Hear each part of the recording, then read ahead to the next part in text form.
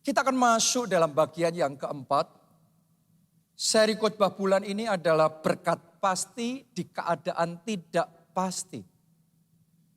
Dunia sekarang ada dalam banyak ketidakpastian. Tapi buat saudara dan saya anak-anak Tuhan, di dalam Yesus selalu ada kepastian. Karena itu saya percaya ada berkat yang pasti untuk hidup saudara, saudara semuanya ada jaminan yang pasti di dalam Tuhan. Dan di dalam bagian yang ketiga seri khotbah ini saya ingin ajak kita semua belajar tentang yang namanya hutang. Karena itu judul khotbah hari ini, hikmat bebas hutang. Dan saya percaya ketika saya bicara tentang hutang, saya bicara kepada banyak orang. Karena masalah hutang itu masalah banyak orang. Gak peduli berapapun penghasilan saudara, itu masalah banyak orang. Ya, jadi bukan cuma penghasilannya rendah, tapi penghasilannya tinggi. Juga punya masalah dengan hutang. Bukan cuma karyawan, tapi pengusaha juga punya masalah dengan hutang. Semua orang. Ya, bukan cuma jemaat, tapi banyak hamba Tuhan juga punya masalah dengan hutang.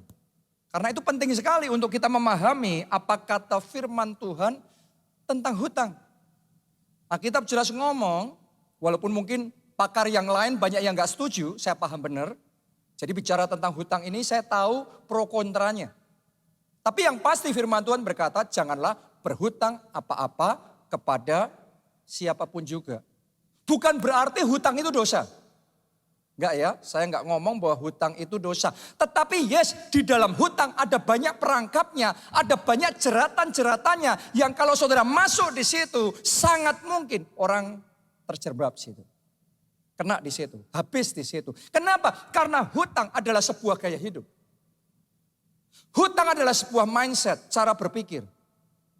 Yang akan dipakai oleh iblis, oleh musuh, jadi belalang pelahap, melahap menggerogoti berkat Tuhan dalam kehidupan anak-anaknya. Itu sebabnya hati-hati dengan hutang. Itu sangat berbahaya sekali. Saudara harus tahu bahwa investor nomor 1 dunia, legendaris, Warren Buffett, dia mengelola harta tertentu dan harta itu bisa menghasilkan keuntungan rata-rata sekian persen per tahun. Dan karena keuntungan yang cuma sekian persen per tahun itu, dia jadi orang terkaya di dunia. Tapi kalau kita berhutang, yang kita harus bayar, itu persentasenya berlipat-lipat kali ganda. Jauh lebih besar dari yang dihasilkan Warren Buffett. Kalau kayak gitu, caranya kita kaya kapan? Gimana? Yang kaya bukan orang yang berhutang. Yang kaya bukan Anda yang ambil pinjol. Yang kaya bukan saudara yang ambil pay later. Familiar? Mungkin saya nggak terlalu familiar, tapi mungkin saudara lebih familiar dari saya. Buy now, pay later. Tahukah saudara, yang kaya dari semua itu ya perusahaan pinjolnya. Perusahaan pay letternya, karena itu saudara perhatikan nggak? Anda main internet, surfing sebentar, muncul iklannya. Nanti muncul lagi. Itu iklan dibiayai besar sekali. Kenapa? Itu bisnis yang sangat menguntungkan. Tapi kita kena di situ, sangat menghancurkan. Sekali lagi, hutang, entah itu pinjol, entah itu pay letter, apapun bungkusannya, sama sami mawon. Itu bahasa lain dari hutang. Dan itu yang akan memakan habis berkat-berkat Tuhan dalam kehidupan kita. Kalau kita terjerembab masuk di dalam hutang, kalau kita main-main dengan hutang, kita bisa kehilangan waktu Tuhan.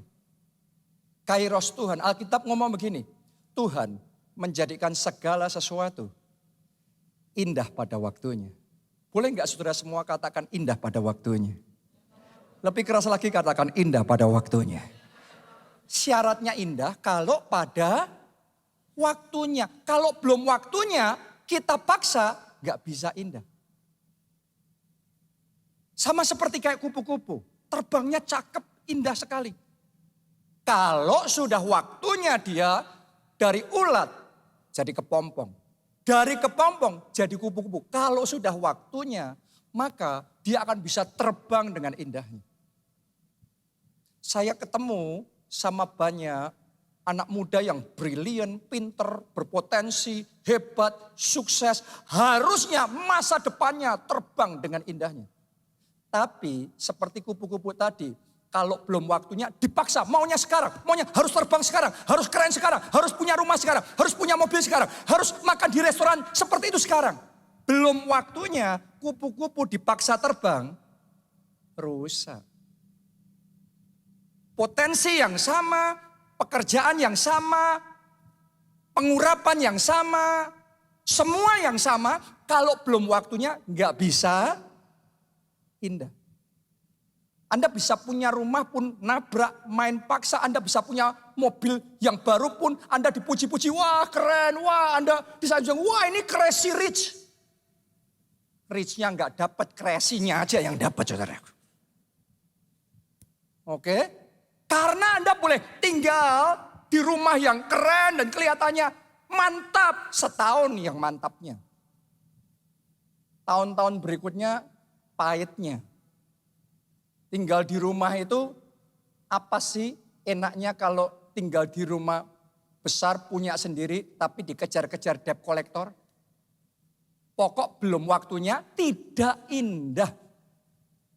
Doa saya dalam hidup jemaat keluarga Allah di tempat ini, ada yang mengikuti secara online, dalam nama Yesus hidupmu dibuat indah, dijadikan indah, dijadikan indah. Masa depanmu dijadikan indah oleh Tuhan. Karena itu bersabarlah mengikuti waktunya Tuhan. Jangan nabrak prosesnya Tuhan. Banyak orang Kristen gak sabar ngikutin prosesnya Tuhan. Maunya instan, instan, instan. Jadi instan. No. Pohon yang besar dimulai dari benih yang kecil.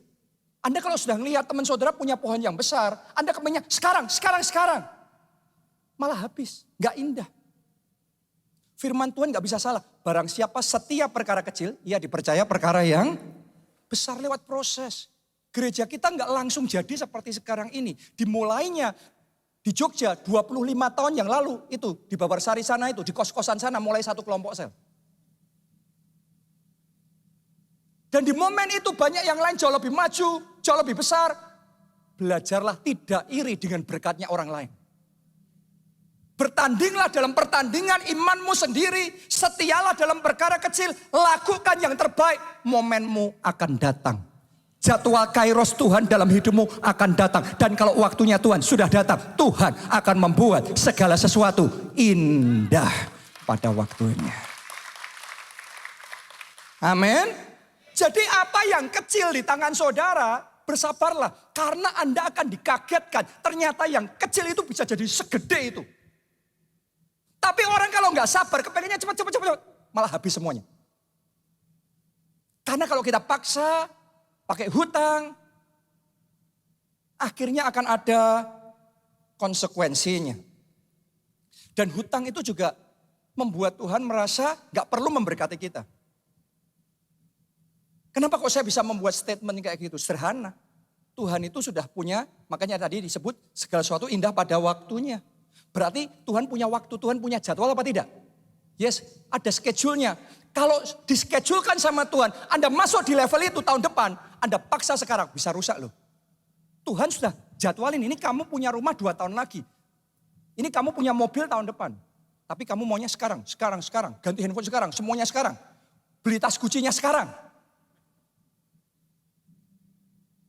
Anda mungkin dipuji teman saudara, tapi Anda duluin waktunya Tuhan. Dan kalau Anda duluin waktunya Tuhan, Tuhan angkat tangan. Tuhan lepas tangan. Dan kalau Tuhan sudah lepas tangan, kita sendiri yang nanggung keputusan kita. Tapi kalau saudara ngikutin schedule-nya Tuhan, Anda jalan di waktunya Tuhan. Dengarkan baik-baik, Dia Jehovah Jireh.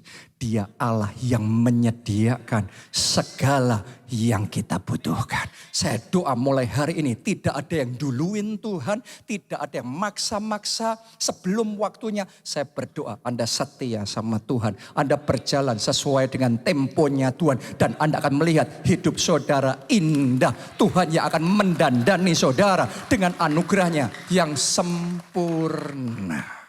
Karena itu belajar untuk bersabar, belajar untuk mencukupkan diri dengan berkat yang Ada.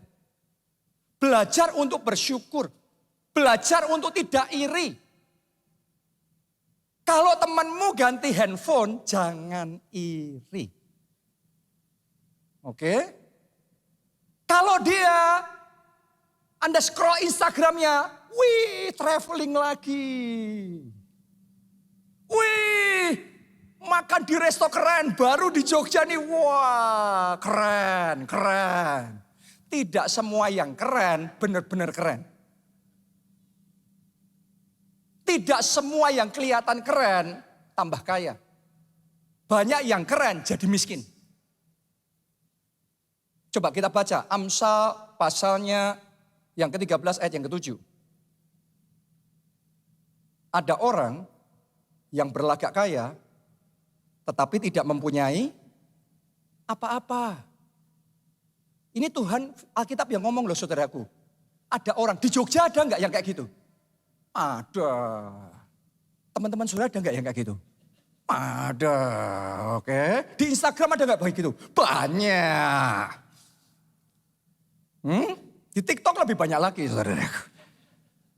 Ya, di mana-mana, di Solo kah, di Jakarta kah, Alkitab mau ada orang yang berlagak kaya, tapi enggak punya apa-apa. Kalau ada bukan berarti semua ya. Ada juga yang berlagak kaya dan memang benar-benar kaya. Tapi tidak semua orang berlagak kaya sama dengan kaya. Enggak semua orang yang punya mobil kaya, rumah kaya, selebor aksesoris kaya sama dengan kaya. No. Ada banyak orang cuma berlagak, isinya kosong. Alkitab sudah ngomong kayak gitu. Jadi saudara mesti ngerti ini. Lanjutkan pembacaan itu. Ada pula yang berpura-pura miskin tetapi hartanya banyak. Minggu lalu saya baru saja ketemu sama seorang bapak. Biasa banget. Ya maksudnya bukan lusuh gitu bukan ya. Tapi gak ada yang spesial kalau dia jalan mungkin Anda gak noleh. Gitu aja. Ya. Tapi terus saya dibisiin. Itu yang punya ini loh, itu yang punya ini. Kalau saya sebutin, Anda akan ngerti ini konglomerat besar di Indonesia. Ada orang yang berlagak kaya, nggak punya apa-apa. Ada orang yang pura-pura miskin, tapi hartanya banyak. Artinya, Alkitab memberitahu kita, antara penampilan dan realita belum tentu sama. Bisa sama, tapi juga bisa beda. Terus ngertinya gimana? Ya nggak tahu lah. Kan kita nggak ditunjukin pembukuannya dia. Yang mana tahu. Tapi intinya poinnya ini. Jangan iri. Hanya dengan orang lain ganti. Ibu-ibu ya yang cewek-cewek ini. Hanya dengan sampingmu pakai Louis Vuitton. Nggak boleh sebut merek saudaraku ya. Tenang saya nggak dibayar kok saudaraku. Anda nggak perlu harus ngikutin permainan itu. Game kayak gitu nggak perlu harus diikutin. Setiap orang punya berkatnya masing-masing. Setiap orang punya waktunya masing-masing. Setialah dengan waktunya Tuhan. Setialah dalam perkara kecil yang Tuhan berikan. Maka dia akan memberikan kepercayaan yang lebih besar. Berkat yang lebih besar dalam hidup saya. Dan doa saya, Tuhan memberikan kelepasan dalam hidup saudara. Anda yang sudah terikat dengan hutang, terikat dengan pinjol, terikat dengan pay letter. Dalam nama Tuhan Yesus, kuasa Tuhan bekerja, mujizat terjadi, kelepasan terjadi dalam hidup. Kita kasih tepuk tangan yang paling meriah buat Tuhan kita. Tahun ini, tahun bebas hutang. Tahun ini, tahun bebas hutang. Buat keluarga saudara, buat hidupmu. Tahun ini, tahun bebas hutang. Terjadilah sesuai dengan iman saudara. Anda percaya? Karena saya percaya Anda ibadah hari ini bukan cuma karena rutin. Tapi karena Tuhan mau mengerjakan sesuatu yang istimewa. Hidup kita, keluarga kita bebas hutang. Tepuk tangan yang paling meriah buat Tuhan kita. Anda percaya? Karena di Alkitab sudah dituliskan pelajaran-pelajaran orang yang terjepit dalam hutang. Orang yang terdesak dalam hutang, terjerat dalam hutang. Tapi akhirnya bebas. Jadi kalau Tuhan bisa melakukan buat mereka, Tuhan kerjakan juga dalam hidup saudara. Itu akan jadi ini akan jadi tahun yang spesial karena tahun ini akan ada di sini orang-orang yang tahun-tahun sebelumnya terus nggak pernah lepas dari jerat hutang. Tapi ini akan jadi tahun pertama dalam hidupmu, keluargamu, Anda bebas hutang. Selamanya bebas hutang. Mau belajar dari firman Tuhan? Kita baca dalam 2 Raja-Raja, pasalnya yang keempat, ayat 1 sampai 7. Salah seorang dari istri-istri para nabi mengadukan halnya kepada Elisa. Nabi besar nih ya, Nabi Elisa. Sambil berseru, hambamu, suamiku sudah mati. Dan engkau ini tahu bahwa hambamu itu takut akan Tuhan. Tetapi sekarang penagih hutang sudah datang untuk mengambil kedua orang anakku menjadi budaknya. Saya mau tanya sama saudara, ini nabi yang sudah meninggal itu, nabi palsu atau nabi benar? Itu nabi benar loh. Itu cinta Tuhan loh. Tapi tadi saya sudah ngomong sama saudara, urusan hutang ini enggak ada urusannya dengan siapa saudara. Orang dari latar belakang apapun, termasuk nabi pun bisa punya masalah dengan hutang. Kalau enggak ngerti kebenaran firman Tuhan tentang hutang ini. Saya sudah melayani hamba-hamba Tuhan, saya melayani pengkhotbah-pengkhotbah, pendeta-pendeta. Masalahnya hutang. Ada triliuner yang sudah datang kita doain. Nangis-nangis urusannya hutang. Hutang ini gak peduli background saudara. Ini masalah banyak orang. Jadi firman Tuhan hari ini saya percaya akan memperlengkapi kita. Dan akan membawakan blessing yang sangat besar dalam hidup kita. Anda yang belum terjerat firman Tuhan hari ini akan meluputkan saudara dari berbagai macam kepusingan dan bencana keuangan dalam hidupmu. Ayo kita lanjutkan lagi pembacaan itu. Ayat yang kedua. Sekarang Elisa ngonselingin janda nabi tadi. Gimana caranya bebas hutang. Ya jadi ini janda nabi datang ke Elisa. Sekarang Elisa ngonselingin nih. Ini loh caranya bebas hutang. Anda pelajari ya. Nanti Anda bisa ngerti. Jawab Elisa kepadanya, apakah yang dapat ku perbuat bagimu? Beritahukanlah kepadaku apa-apa yang kau punya.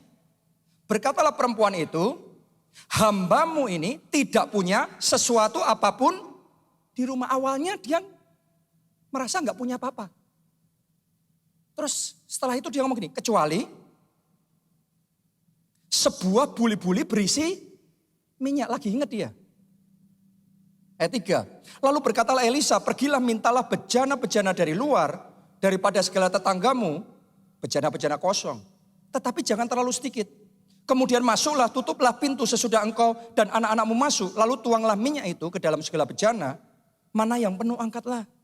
Pergilah perempuan itu daripadanya. Ditutupnyalah pintu sesudah ia dan anak-anaknya masuk. Dan anak-anaknya mendekatkan bejana-bejana kepadanya. Sedang ia terus menuang. Ketika bejana-bejana itu sudah penuh. Berkatalah perempuan itu kepada anaknya. Dekatkanlah kepadaku bejana lagi. Tetapi jawabnya kepada ibunya. Tidak ada lagi bejana. Lalu berhentilah minyak itu mengalir. Kemudian pergilah perempuan itu memberitahukannya kepada abdi Allah. Dan orang ini berkata, pergilah, jualah minyak itu. Nah yang ngomong ini Elisa saudaraku ya. Coba perhatikan, kalimat berikutnya Elisa ngomong apa? Apa itu? Bayarlah hutangmu. Coba katakan itu dengan keras. 1, 2, 3. Bayarlah hutangmu. Sekarang ngomong yang sama kiri kanan sudah. Bayar hutang, bayar hutang, bayar hutang, bayar hutang. Dan hiduplah dari lebihnya engkau serta anak-anakmu. Akhirnya janda nabi ini bebas hutang. Nah kalau Anda perhatikan ada 2 kunci kenapa janda nabi ini bisa bebas hutang. Yang paling utama karena Tuhan turut campur. Saya berdoa dalam hidupmu Tuhan turut campur. Tuhan tidak tinggal diam, tapi campur tangan Tuhan nyata dalam hidup saudara. Nyata dalam pekerjaan, nyata di dalam keuangan saudara. Karena kalau Tuhan nggak turut campur semuanya sia-sia. Tapi sekali Tuhan turut campur, Anda akan melihat kemuliaannya dinyatakan. Bebas hutang. Tapi itu bukan satu-satunya loh. Anda perhatikan. Faktor yang kedua yang membuat mereka bisa bebas hutang. Karena janda nabi itu mau melakukan bagian yang harus dia lakukan. Dia nggak datang sama Elisa, pokoknya tolong aku supaya bebas hutang. Setelah itu nunggu, bebas. Enggak gitu. Banyak orang pokoknya datang ke gereja, minta didoain pendeta, tiba-tiba nunggu, bebas hutang. Bukan gitu cara mainnya. Ada hal-hal yang dilakukan oleh janda nabi ini, apa yang bisa dia lakukan, dia kerjakan dengan sungguh-sungguh. Dan dari semuanya itu, Tuhan bekerja, mujizat terjadi. Dia bebas hutang. Jadi kita akan belajar. Yang pertama kita akan belajar dulu apa yang dilakukan oleh janda nabi itu supaya bebas hutang. Anda mau belajar untuk bebas hutang? Gimana caranya bebas hutang? Nomor 1, miliki rasa mendesak di hati saudara untuk bayar hutang. Miliki tekad kalau Anda berhutang, cepat-cepat dibayar. Saya kalau pakai kartu kredit, terus kemudian tanggal sekian harus bayar, sebelum tanggalnya saya sudah bayar dulu. Jadi ada rasa di hati, aku nggak mau berhutang, pokok berhutang sedikit langsung bayar. Ada tanggung jawab sedikit langsung selesaikan. Sebagian orang punya pemikiran terbalik. Sebagian orang cara pendekatannya terhadap hutang, ketika hutang sekian, tanya, cicilannya berapa? Sekian. Bisa. Nanti tambah lagi. Minimum payment. Bisa. Saya mau ngomong begini sama saudara. Kalau kita punya pola pikir yang seperti itu, kita harus sadar, kita kandidat nomor 1 orang yang terjerat hutang. Semua orang yang berhutang besar, dimulainya dari hutang kecil kita ngomong bisa. Dan nggak langsung diselesain. Hutangnya terus, nanti dibayar, diangsur terus. Nanti bunganya aja yang dibayar, minimum payment yang dibayar. Itu yang dialami oleh Nabi itu. Saya yakin saudaraku, Nabi itu nggak mungkin sekali hutang langsung banyak, terus kemudian anaknya langsung diambil jadi budak. No, diawali dari kecil dulu. Dia butuh apa?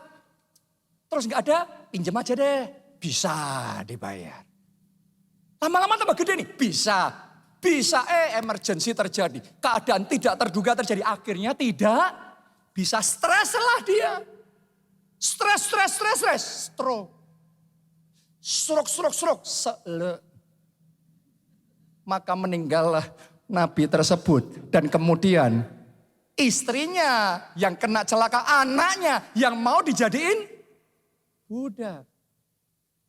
Kenapa? Dimulai dari apa tadi?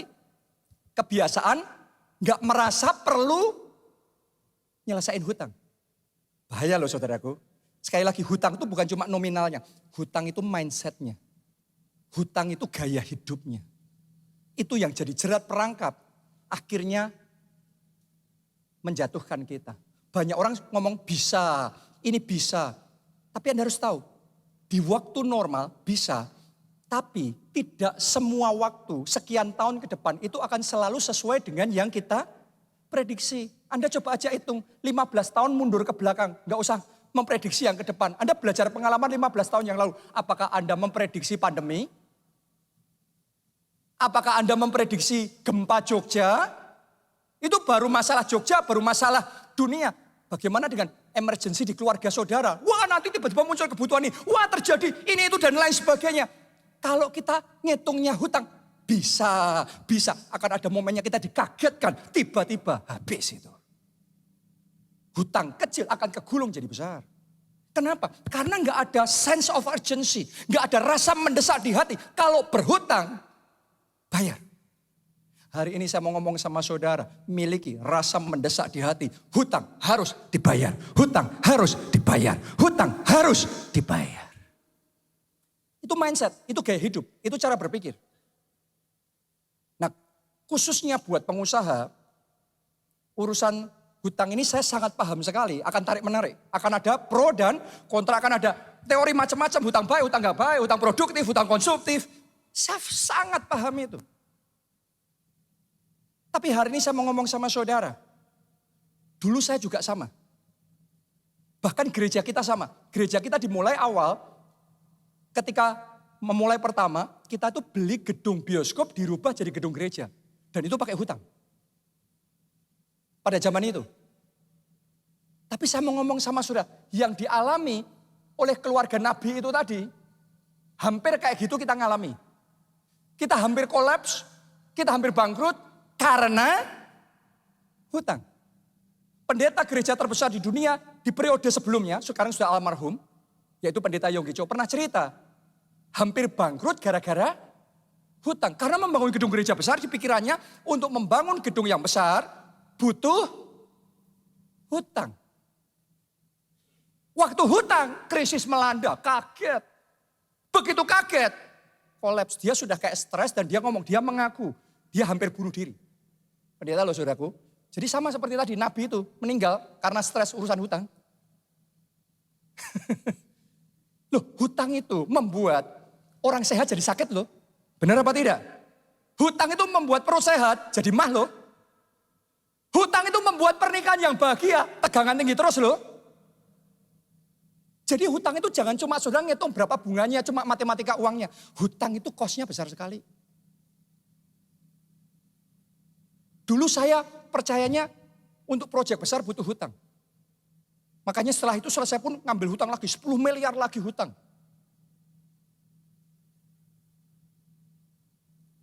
Tapi sekarang sementara saya belajar kebenaran firman Tuhan, saya tahu untuk melakukan pekerjaan yang besar, kita bukan butuh hutang yang besar. Yang kita perlu Tuhan yang besar. Dan saya percaya Tuhan kita Tuhan yang besar. Dan karena kita berjalan bersama Tuhan, kita melakukan perkara-perkara yang besar. Amin. Buat Anda yang nganggap omongan saya ini cuma retorika, kata-kata indah, hutang besar, Tuhan besar. Sorry saudaraku, saya menjalani itu. Saya jalan dengan Tuhan yang besar. Dan Tuhan memanifestasikan dirinya lebih besar daripada hutang. Zaman kita berhutang, kita ngelakuin proyek-proyek besar. Zaman kita stop hutang, orang berpikir mengkerut, jadinya nggak bisa dong. Tapi karena kita jalan sama Tuhan, saya bisa bersaksi sama saudara. Tuhan membuktikan dirinya sendiri besar. Dia mempercayakan kita proyek-proyek yang berlipat-lipat, kali, ganda, jauh lebih besar daripada dengan hutang. Karena Tuhan kita lebih besar. Nanti saudara dan saya akan belajar ya. Jalan sama Tuhan yang besar. Dan kau akan mengalami sendiri. Jadi pengusaha itu kadang-kadang berpikir kalau mau ekspansi yang besar, kerjain proyek besar harus dengan hutang. Itu sudah kayak di-immerse, sudah kayak terpatri dalam diri kita sejak kecil butuh hutang. Buat saya butuh sekian tahun untuk uninstall itu. Untuk menyingkirkan semua doktrin salah itu. Dan mulai membuktikan Alkitab firman Tuhan. Ya dan amin. Dan ketika kita jalan itu kita melihat kemuliaan Tuhan yang lebih besar. Justru di masa pandemi. Di masa yang paling berat. Hutang 10 miliar lunas. Bukankah Tuhan kita lebih besar dari pandemi? Tuhan kita lebih besar dari COVID. Tuhan kita lebih besar dari hutang yang besar. Amin. Itu sebabnya di hati ini jangan miliki gaya hidup berhutang. Mulai biasakan. Kalau ada hutang, sebisa mungkin selesaiin. Bayar itu, pangkas sebisanya. Sampai bebas hutang. Itu yang pertama. Yang kedua, untuk bisa bebas hutang, gunakan apa yang sudah Tuhan berikan di tangan saudara. Kadang-kadang kita untuk bebas hutang, kita mikir cari caranya di luar. Tapi seringkali yang Tuhan lakukan, cara membuat kita bisa bebas hutang, dia pakai yang kita punya di tangan kita. Makanya Nabi Elisa ngonselingin janda Nabi itu, yang datang minta tolong itu, dia tanya, apa yang kamu punya di rumahmu? Jadi yang kamu punya di rumahmu, bukan di luar, di rumahmu dulu. Dimulai dari rumahmu, dimulai dengan yang kamu punya dulu. Apa kamu punya? Awalnya janda itu ngomong, gak punya apa-apa. Dia punya sesuatu tapi mengecilkan, gak ada artinya ini untuk bayar utang. Kadang-kadang kita gitu. Kita menganggap enteng apa yang sudah ada di tangan kita untuk bisa nyelesain hutang. Hari ini kalau saudara mau bebas hutang, seperti Nabi Elisa, saya juga mau ngomong sama saudara. Apa yang ada di tangan saudara? Apa yang ada di rumah saudara? Apa yang Anda miliki dalam hidup saudara? Mungkin sebagian dari saudara punya barang tertentu atau warisan yang Anda bisa jual untuk bayar hutang. Mungkin sebagian lagi saudara masih punya rumah atau tanah yang Anda bisa jual untuk bayar hutang. Tapi saya tahu persis karena saya sudah ngonseling begitu banyak dan pasti urusannya sama. Kalau jual rumah untuk bayar hutang, hatinya kena. Gak rela, gak bisa, gak lepas. Terutama ibu-ibu ya. Benar gak? Gak bisa itu. Tapi saya sudah mengamati. 95% hasilnya sama. Itu karena gak rela ditunda setahun, ditunda 2 tahun, sampai kalau kuat 3 tahun. Akhirnya mau gak mau juga dilepas. Tapi ada bedanya. 3 tahun lalu kalau dilepas, dijual, dibayar utang, utangnya lunas, masih ada sisanya untuk modal bangkit lagi. Gara-gara nunggu 2-3 tahun, utangnya sudah naik berlipat kali ganda, itu rumah dijual pun belum cukup, masih minus. Lihat saudara, hutangnya sama, tapi kecepatan kita, ketegasan kita dalam mengambil langkah menentukan hasil akhirnya. Nah dalam hal ini nggak bisa dipaksa ya, setiap orang tetap nggak mau, nggak boleh ya sudah. Tapi hasil akhirnya seringkali 95% sama. Tetap mau nggak mau harus lepas. Jadi hari ini saya ingin ajak saudara menyadari, kayak kanker. Kalau masih stadium 1, langsung ditreatment dengan benar. Cepat treatmentnya, itu langsung terhandle. Tapi kalau dibiarin, dah nanti aja. Sudah stadium 4, itu yang gak semudah itu. Kankernya sama, tapi di stage awal, cepat bertindak, selesainya cepat. Terlambat bertindak, jadi liar, tidak terkendali. Hutang itu gitu. Kalau saudara perasaannya gak bisa, gak boleh apa ya. Itu pilihan masing-masing. Pertanyaannya sekali lagi, apa yang ada di rumah saudara? Apa yang ada di tangan saudara? Karena yang di tangannya, di rumahnya janda Nabi itu adalah buli-buli berisi minyak. Itu kayaknya nggak berarti. Tapi tahukah saudaraku, yang kecil dan tidak berarti itu Tuhan bisa berkati.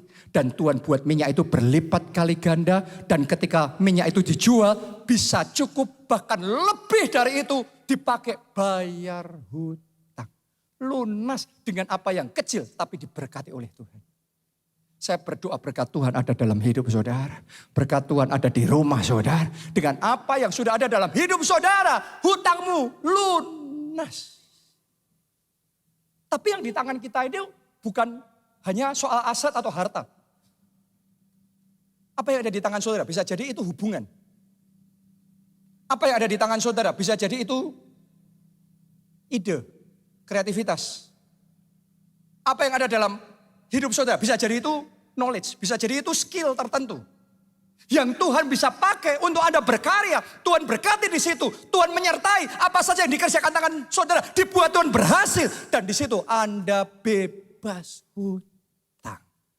Jadi sementara khotbah ini disampaikan, doa sama Roh Kudus. Roh Kudus, biar mataku melihat seperti janda Nabi. Awalnya ngomongnya semua orang selalu sama. Apa ya? Kayak tadi janda Sarfat. Gak langsung ngomong aku punya ini. Enggak. Dia ngomongnya aku gak punya apa-apa. Jadi gak apa-apa. Anda dimulai dari gak ngerti punya apa ya. Tapi sementara khotbah ini sampaikan doa sama Tuhan. Tuhan tunjukkan Tuhan. Apa itu Tuhan? Yang engkau akan pakai untuk melipat gandakan. Sehingga aku bisa bayar hutang. Amin. Yang ketiga. Butuh keterbukaan dan kesatuan keluarga untuk berjuang bersama. Ada hutang tertentu, Anda bisa atasi sendiri. Tapi sampai di level tertentu, kalau Anda sendiri kolaps lah. Butuh kesatuan bareng-bareng sekeluarga untuk nyelesain hutang, baru selesai. Karena dalam kesatuan berkat Tuhan dicurahkan. Saudara tahu enggak, di keluarganya janda Nabi itu, saya yakin awalnya ketika Nabi itu berhutang, terus kemudian dia mengalami kendala, dia enggak cerita itu sama istrinya. Dah, tak tanggung sendiri. Biar tak pikul sendiri, tak hadepin sendiri. Ini hutang kan aku yang berhutang. Sudah, biar aku sendiri yang mengatasi. Bisa lah, bisa. Tapi lama-kelamaan makin besar. Dan sampai di tahap tertentu dia sudah nggak kuat. Hutangnya jeblok. What is jeblok? Dan ketika sudah jeblok, terlambat. Istrinya kaget, anak-anaknya kaget, ketimpa celakanya. Bukankah kisah klasik ini masih terjadi sampai hari ini? Sudah kenal enggak? Atau mungkin Anda ngalami istri yang kena, anak-anak yang celaka. Kenapa? Suaminya, papanya gak ngomong. Dan gak mampu, gak bisa. Tahukah saudara, ada momen tertentu hutang itu hanya bisa selesai ketika keluarga mau bersatu. Dalam keadaan titik terendah mereka, janda Nabi itu mulai bangkit. Dia bersatu untuk bayar hutang itu dia gak sendiri. Waktu Nabi Elisa suruh, kamu kumpulin bejana-bejana. Saya tanya sama saudara, yang kerja ngumpulin bejana cuma janda Nabi itu atau anak-anaknya kerja juga? Anak-anaknya ikut. Karena kalau yang ngumpulin cuma jandanya, ya terus kemudian dapat paling cuma 2, 3, 4, 5 bejana. Dan kalau dapatnya cuma 5 bejana, terus mujizat terjadi, minyak itu mengalir, memenuhi bejana. Yang penuh berapa? 5. Dijual pun gak cukup, hutangnya masih, padahal mujizat terjadi. Karena gak ada kesatuan, mujizat terjadi pun utangnya gak lunas. Anda harus ngerti itu hukumnya. Jadi Anda harus tahu, mujizat itu cara Tuhan bekerja itu kadang-kadang nyerahin sama kita. Seberapa hatimu nyampe, seberapa kesatuan dalam keluargamu. Karena di keluarganya janda ini, dia gak sendiri, anak-anaknya ikut kerja, ikut ngumpulin. Maka bukan cuma 5, mungkin mereka punya 50. Dan karena 50 itu penuh, mujizat terjadi. Maka dijual, hutangnya lunas. Dan mereka hidup berkelimpahan. Mereka hidup diberkati. Oh, saya berdoa hutangmu lunas dan engkau hidup berkelimpahan. Engkau hidup diberkati, engkau hidup jadi berkat. Tepuk tangannya yang meriah buat Tuhan kita yang luar biasa. Itu sebabnya saya mau ajak bahkan istri-istri yang seumur hidupnya nggak pernah kerja. Ada momen tertentu Anda tetap harus kerja. Bahkan anak-anak juga sama. Yang tadinya belum pengalaman, nggak tahu gimana caranya. Ada momen tertentu, mau bapaknya, mau ibunya, anak-anaknya, ayo bangkit bersama, berjuang bersama, berdoa bersama, dalam kesatuan. Karena Tuhan suka dengan kesatuan, kita mau dalam kesatuan, berkat diperintahkan. Doa saya tahun ini, berkat diperintahkan dalam hidup saudara, dalam keluarga saudara, di rumah saudara. Berkat itu diperintahkan Tuhan datang berlimpah-limpah. Kita kasih tepuk tangan yang paling meriah buat Tuhan kita. Amin. Yang keempat, janda Nabi itu yang dia lakukan untuk bebas hutang, dia pergi ke tetangga-tetangganya, pinjam bejana kosong. Apa artinya? Anda harus hati-hati yang bagian ini ya, jangan sampai salah tafsir loh. Ada yang ngawur ini, caranya gitu. Berarti untuk saya bebas hutang, saya perlu pergi ke teman-teman saya, keluarga saya, utang lebih banyak. Itu ngawur. Jelas Nabi Elisa ngomong, apa? Bayar hutangmu. Kok ini malah diterjemahkan utang lebih banyak? Apa artinya mengumpulkan bejana kosong? Bejana kosong itu sesuatu yang dimiliki keluarga saudara, teman saudara, yang dia sendiri mungkin nggak bisa kepake, tapi Anda bisa kolaborasi, terus bersama-sama dapat win-win solution. Contoh, saudara bisa mengelola restoran, tapi nggak punya modal, nggak punya tempat. Ada teman saudara atau kenalannya teman saudara punya ruko, tapi pusing, dikontrakin nggak laku, tiap saat cuma isinya bocor, harus maintenance, ngamaninya bingung, dibobol maling. Yang kayak gitu tuh sudah kepengen banget kalau bisa Gimana kerjasama, gimana pokok dipakai, pokok yang penting bisa dipakai. Tapi kalau sendirian aja dia nggak tahu mau dipakai apa, nggak bisa. Anda punya teman lagi satu, punya uang, punya modal, tapi bingung mau bisnis apa zaman sekarang. Kalau sendiri-sendiri bejana kosong tetap kosong. Tapi ketika dikumpulkan jadi satu, yang kosong-kosong dikumpulkan jadi satu, maka Tuhan membuat semua bejana kosong itu dibuat penuh. Doa saya mulai hari ini, setiap bejana kosong dalam hidupmu penuh. Dibuat melimpah oleh Tuhan. Amin. Jadi saudara mesti ngerti, kadang-kadang sendiri kita nggak bisa, tapi bersama-sama bisa. Anda buat perjanjian sebelum mulai kerjasama ke notaris sana. Dibuat yang jelas, jangan sungkan. Sungkan itu oke di depan, ribut di belakang. Buat yang jelas, persentasenya kepemilikan berapa? Haknya apa, kewajibannya apa. Dibuat yang benar. Terus maju bersama-sama, Anda akan melihat seperti janda Sarfat itu. Kok janda Sarfat apa? Janda Nabi itu. Ya, bejana kosongnya dipenuhkan Tuhan. Saya percaya semua modal kosong, kemampuan kosong, tempat kosong, Tuhan akan buat penuh dengan berkat-Nya, dengan anugerah-Nya, dengan kemenangan, dengan kemajuan, dan dengan keberhasilan. Haleluya. Jadi mulai, saudara doa sama Tuhan. Sementara firman ini dibagikan, karena saya tahu Roh Kudus sedang berbicara loh dalam hati kita. Dari tadi, waktu saya membagikan, saya tahu ada orang-orang di tempat ini sedang dibisiin oleh Roh Kudus. Dan Anda lakukan itu, Anda akan melihat pertolongan Tuhan dalam hidup saudara. Yang kelima, bagaimana bebas hutang? Lunasi hutangmu dengan prioritas. Jadi ada mana yang diduluin, mana yang diduluin. Ya, kalau Anda ditanya, biasanya saya kalau ngonselingi orang yang punya masalah hutang nih, saya tanya, hutangnya berapa banyak? Sama siapa aja? Oh ngakunya 3 yang ngaku. 13 yang belum diakuin saudaraku. Itu sudah cerita klasik lah. Ya segitu di mana-mana sama. Oke? Nah tapi kalau saudara mau bebas hutang, Anda harus tega nulis itu satu persatu hutang saudara. Yang jelas ditulis semuanya. Jangan diawang-awang. Percayalah saudaraku, awanganmu salah. Percayalah itu, kamu ngawangnya mikir jauh lebih sedikit. Begitu kamu jumlah, hah?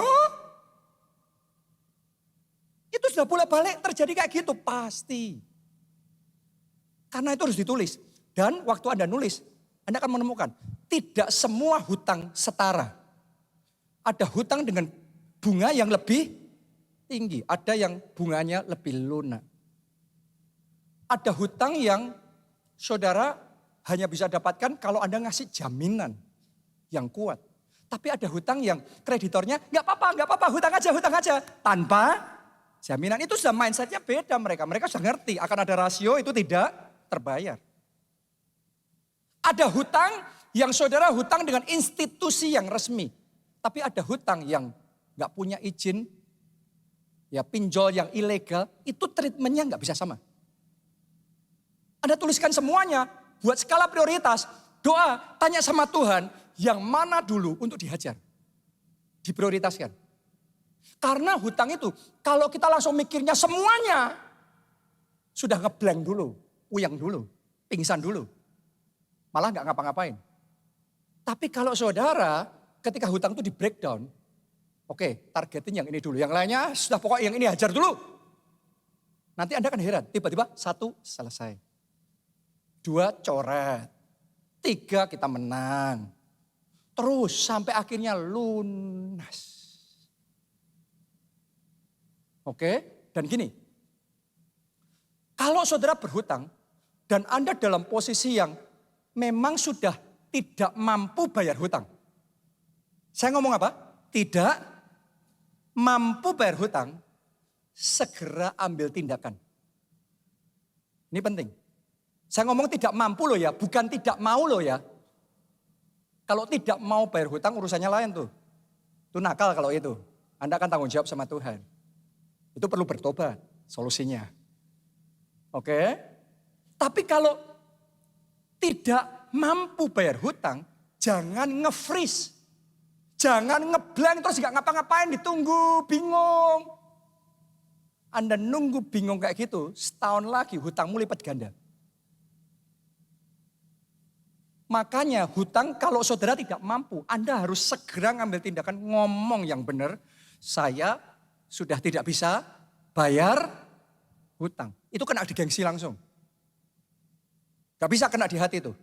Tapi itu harus Anda lakukan. Begitu Anda lakukan itu, negosiasi dimulai. Oke, kalau gitu gimana caranya nih? Kan tetap ada hutangnya. Negosiasi. Bunganya di-freeze dulu. Dibekuin dulu. Mungkin Anda nganggep, gak terlalu beda jauh bunga dan, saya yakinkan saudara, bunga tetap jalan dan bunga dihentikan. Beda besar. Anda harus fight di situ kalau Anda memang benar-benar tidak mampu. Perjuangkan nego itu bunga hutang dibekukan. Bahkan saudara juga bisa nego bunganya yang sudah numpuk-numpuk dihapuskan. Apa bisa Pak? Apa? Bisa. Bisa. Sekali lagi saya perlu tekankan ini. Bisa. Bahkan hutang pokoknya Anda bisa nego juga. Kalau gitu hutang pokoknya di termin. Kita tetap tanggung jawab. Saya harus tanggung jawab kalau saya berhutang. Saya harus bayar hutang. Tapi kita butuh nafas. Betul enggak? Kita butuh waktu. Kalau Anda sudah mencapai kesepakatan itu. Anda di posisi yang siap bebas hutang. Karena sekarang Anda bisa bekerja. Sudah ada kesepakatan, enggak bingung lagi kan? Enggak dikejar-kejar sampai kayak gimana. Anda bisa bekerja, menghasilkan, hidup, selebihnya bayar. Bayar. Bayar, 1 selesai, 2 selesai, 3 selesai. Akhirnya lunas. Jadi ada bagian yang harus kita lakukan. Saudara nggak bisa datang di gereja, pokoknya datang ke Nabi Elisa, terus minta didoain, tiba-tiba bebas hutang. Nyingeng. No. Ada hal-hal yang harus kita lakukan. Jangan lemparkan semua tanggung jawab sama Tuhan. Tuhan yang bayarin utangku. Yang utang sopo. Ambil tanggung jawab. Yang Anda bisa lakukan harus engkau lakukan dengan maksimal. Tapi setelah Anda melakukan dengan maksimal yang engkau bisa lakukan. Kita sadar ada hal-hal di luar kemampuan kita. Ada hal-hal di luar batas kita. Dan Tuhan melihat Anda sudah melakukan yang terbaik. Tuhan tidak tinggal diam. Di situ Allah turut bekerja dalam segala perkara. Mendatangkan kebaikan. Mendatangkan kelepasan. Mendatangkan kemenangan. Saya sudah berulang kali melihat orang-orang yang alami kelepasan hutang. Itu yang Allah turut bekerja. Bukan kita serahkan Tuhan kerja sendiri. Saya pengangguran. Enak aja. Yang kayak gitu cuma berharap-berharap tapi gak pernah ngalami mujizat. Tapi Anda yang mau kerja bersama Tuhan, Anda akan melihat kemuliaan Tuhan dinyatakan. Amin. Siapa yang mau Tuhan bekerja dalam hidup saudara? Siapa yang mau Tuhan turut campur? Siapa yang butuh pertolongan daripada Tuhan dalam hidup saudara? Saya nanti mau berdoa supaya kita semua terima anugerah bebas hutang. Haleluya.